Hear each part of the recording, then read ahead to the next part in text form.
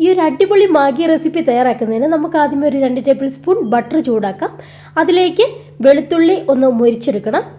വെളുത്തുള്ളി വാടിയതിന് ശേഷം ഒരു സവോള ചേർത്ത് വീണ്ടും ഒന്ന് വഴറ്റിയെടുക്കണം. സവോള ഒന്ന് വാടി വരുമ്പോൾ അതിലേക്ക് ഉപ്പ് ചേർത്ത് വീണ്ടും ഇളക്കി കൊടുത്ത് ഒന്ന് വഴറ്റിയെടുക്കാം.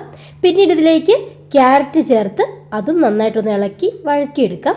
പിന്നീട് ഒരു പകുതി ക്യാപ്സിക്കം ചേർത്ത് അതും വീണ്ടും പച്ചമണമൊക്കെ ഒന്ന് മാറുന്നോളം വരെ വഴറ്റിയതിന് ശേഷം കുറച്ച് സ്പ്രിംഗ് ഒണിയനും ചേർത്ത് നന്നായിട്ടൊന്ന് ഇളക്കി വഴറ്റാം.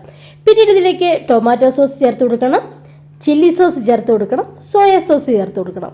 ഇത്രയും കൂടെ ചേർത്ത് നന്നായിട്ടൊന്ന് ഇളക്കി യോജിപ്പിക്കണം. പിന്നീട് നമുക്കിതിലേക്ക് പാകത്തിന് വെള്ളമാണ് ഒഴിച്ചു കൊടുക്കേണ്ടത്.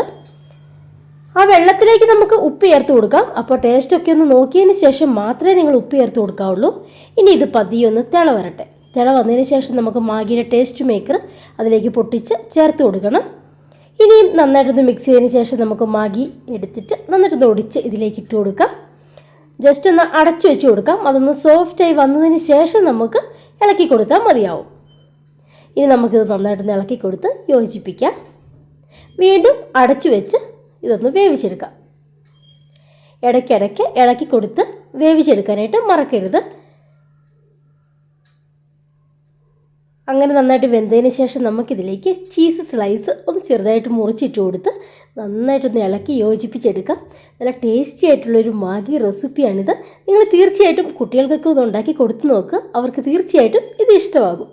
പിന്നീട് നിങ്ങൾക്ക് താല്പര്യം ഉണ്ടെങ്കിൽ മാത്രം ഇതിലേക്ക് കുറച്ച് ഫ്രഷ് മല്ലിയിലയും സ്പ്രിംഗ് ഒണിയനൊക്കെ ഒന്ന് വിതറി കൊടുത്ത് സെർവ് ചെയ്യാം.